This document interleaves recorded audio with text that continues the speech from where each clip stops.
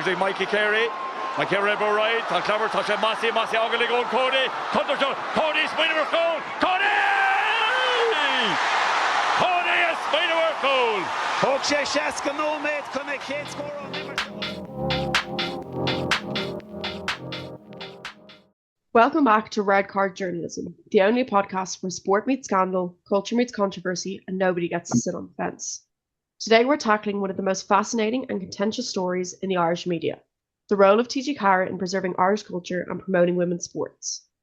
Joining me this week to unpack this controversy, I have a brilliant panel consisting of Molly Rees, sports journalist, Isaac Maloney Daly, professor in Irish culture in Trinity, Daniel Crampton is joining us from his podcast Pain and Power, and Ariana Zeller is joining us from the LGFA. Welcome, everyone. Hi. Hey, Kaylin. Good to be here. Hey, Kaylin. Isaac, we're going to come to you first. So, as our Irish culture expert, can you give us a little bit of a background of what TG4 is? Yeah, so their origins were very rebellious. They're always kind of the underdog. So in the 60s, there's a lot of calls for an Irish language network. They weren't listened to. And then eventually a group of people set up a pirate network in some of the Gaeltachts. This got shut down very quickly, but it was the origin of TG4. So then in 1996, under then Minister for Arts, Culture and the Gaeltacht, Michael D. Higgins, TG4 was established. Originally, it was established as Telefís na Gaeilge, and then it's rebranded as TG4 in 1999. So TG4 then, it's all about the Irish culture, and what role does that play with Irish sports?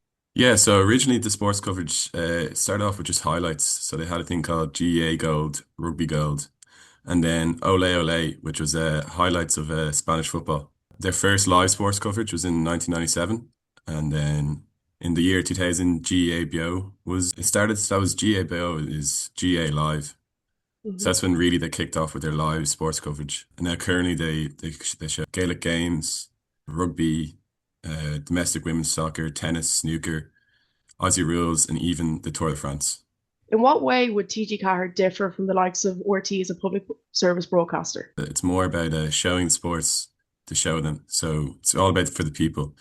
So they put a big emphasis on club Gaelic, which obviously wouldn't get a big viewership. But for the people from those local parishes, it's a big deal. Does TG4, do you think, balance cultural duty and its operational efficiency, or is one stronger than the other?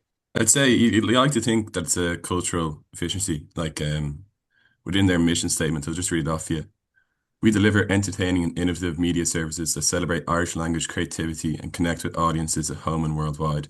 Through partnership with the Irish language audiovisual sector, we enable the creation of world-class content and support economic growth in Ireland. And that last line, support economic growth in Ireland, is really big. So TG4 gets most of their equipment and their staff and all the services from Gaeltachts in Ireland. So they put a big emphasis on growing culturally. So it's all really what TG4 is set up to do is it's for the Gaeltachts. It's not for the general population. That its origin, when it just started, it was only shown in the Gaeltachts and then was brought worldwide. Daniel, you talk a bit about culture on your podcast.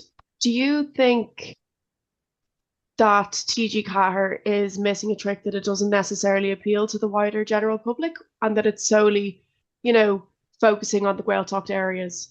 Well, from my knowledge of the general TG4, from what I've looked into, typically I think their goal is only really the kind of the Gaeltacht areas and kind of focusing in on those Irish people in those Irish areas.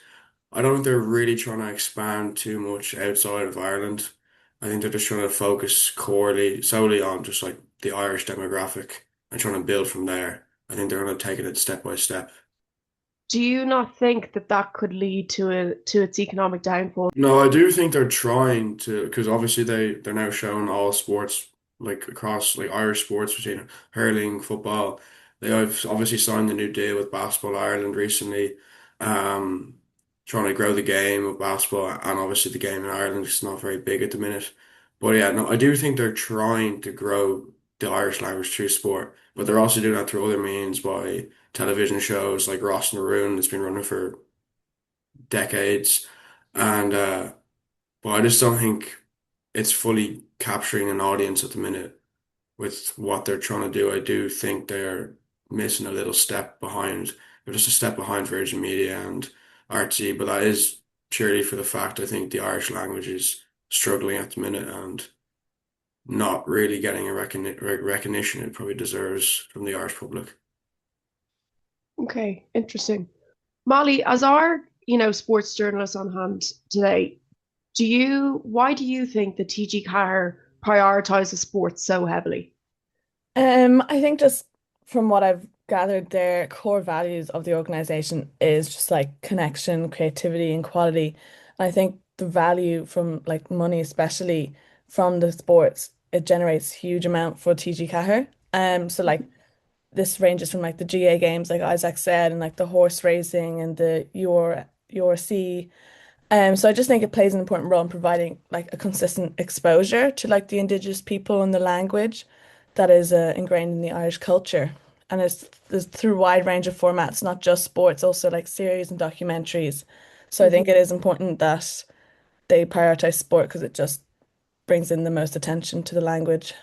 Do you think does broadcasting in Irish influence the attitudes towards the language at all? Like, would you have seen that from your field of work?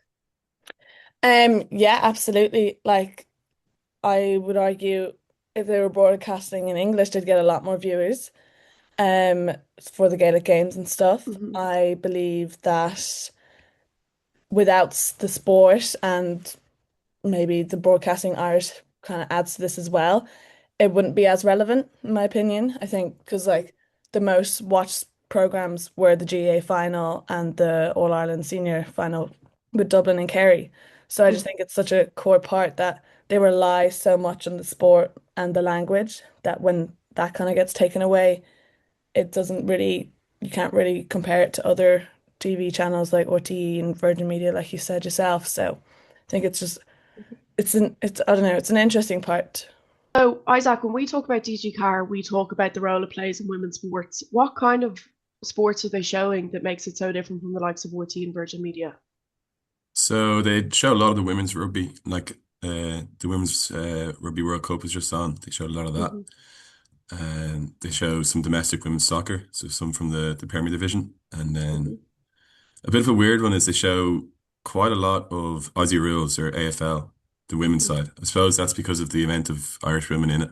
The main thing that they show is the LGFA. Like they're the primary sponsor of the LGFA and they show all the matches.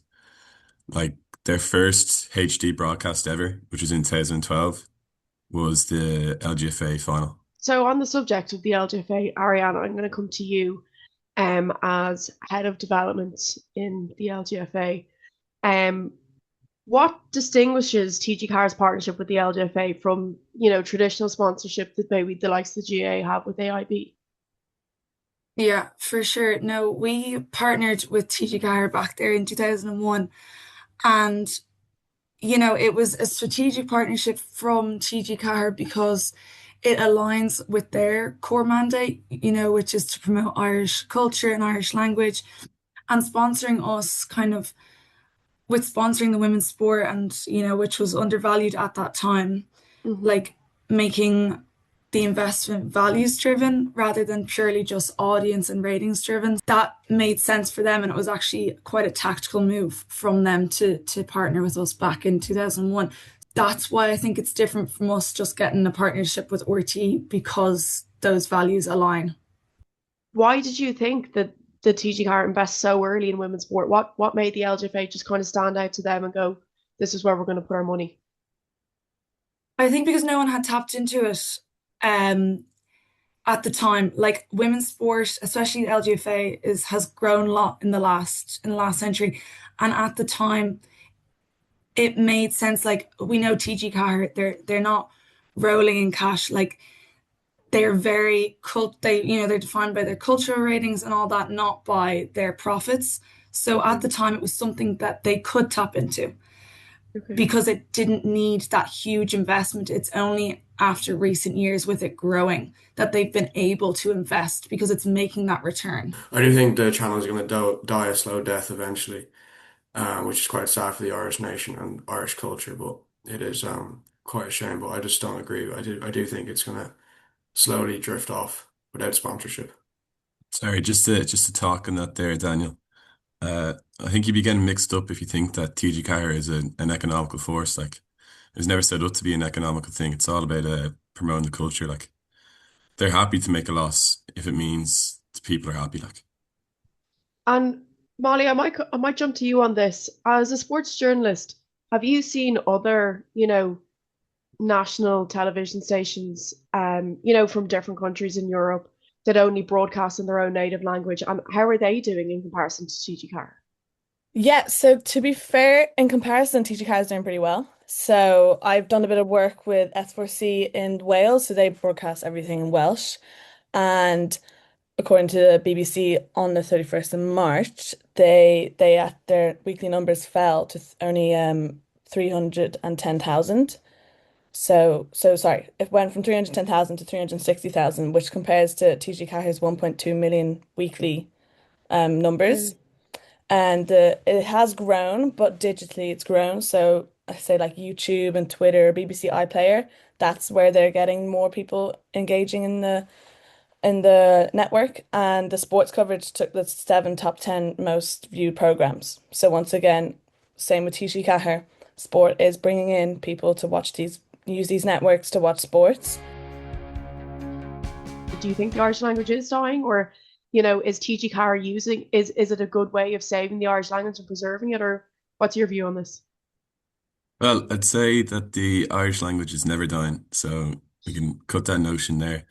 But I'd say TG4 does play a role in the boost of the Irish language. Like, I think cultural and sports, and that's like the best way we can keep the language going. I think a lot of people would only engage with Irish through TG4. Like, I don't know why. Like, why, like, should you ever know what the word for a try is in Irish? It's just purely from watching the URC, like. Yeah. So I think it exposes a lot of people, and then I suppose it's up to the people if they want to engage with it further. But for that initial like exposing, it's really good.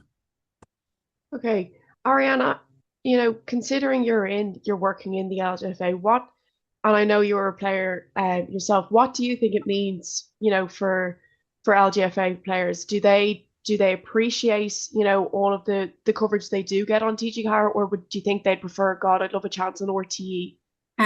Yeah, I think the players and the community behind the LGFA, they really do appreciate the platform that TG4 has given us. It's the foundation of the LGFA and its broadcasting. And especially working with TG4, their motto is Súil Ella, which means kind of another view. So TG4 have actually not only just broadcasted and been title sponsors for All Ireland finals, which is a huge, event every year, but it actually shows the community and the stories behind the players. I suppose for the LGFA, you have like two options. You can do consistent coverage on TG Car and know that like every game is going to be broadcasted, or take the risk and get the bigger platform of RT or something like that. So it's obviously it's a tough decision to make, and TG Car have been very loyal to the LGFA, so I can't imagine there being change anytime soon.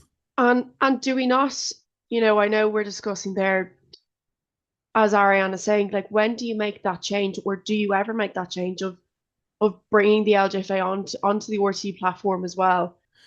It all comes down to RTE. Like, what RTE wants, RTE gets. So if they wanted to show the women's game, then they'd just be allowed to. So once they decide that it's for like financially viable, I think then it's their call to make. Exactly. Like RTE aren't going to be looking as much at the cultural aspect. They're going to be looking at the figures, they're going to be looking at numbers. And here, like in LGFA, I can see it going that direction for RTE. I can see them picking it up for those slots with the way women's sport is going and with the investments that other companies like our little partnership AIB, investing a lot of money into our development, that RTE will definitely want to pick us up for those slots. Who do we think benefits more from TG4? Its audience or the institutions? I'd say it's definitely a combination, like depending on the sports. Like, so for example, we didn't really talk about much, but Tour de France brings Mm. in huge viewerships. Like, it's massive for the audience because it's free to air. One of the biggest sporting events in the world, and it's free to air. Obviously, Tour de France won't benefit from that really at all. But Yeah. then other ones like small, like let's say club women's football, Hmm. there wouldn't be a huge audience for that. But for the clubs themselves and for the parishes and for like it's massive. Like Okay, so that's us for today. As always, I'm going to wrap up the podcast how I always do and ask our panel, do they think TG4 is a red card, maybe a yellow card, or a goal of the century? Isaac, I'm going to come to you first. TG4, red card, yellow card, or goal of the century? definitely go to the century. Has to be. Molly? I'm gonna have to say yellow card. Work could be done for sure. Okay, Ariana? Goal of the century. Thank you. And finally, Daniel? Yeah, I'm gonna have to say red card, unfortunately, but yeah. Okay, so we have a split decision. So we've discussed that TG4 isn't perfect, but in a world of subscriptions and shutdowns, it's one of the few broadcasters that still believe sport belongs to culture, not corporations. That's it from us at Red Card Journalism. As always, thank you to our sponsors, Jaguar Industries. If you enjoyed this, share it, debate it, argue with it, and we'll catch you next time. Slán go fóill.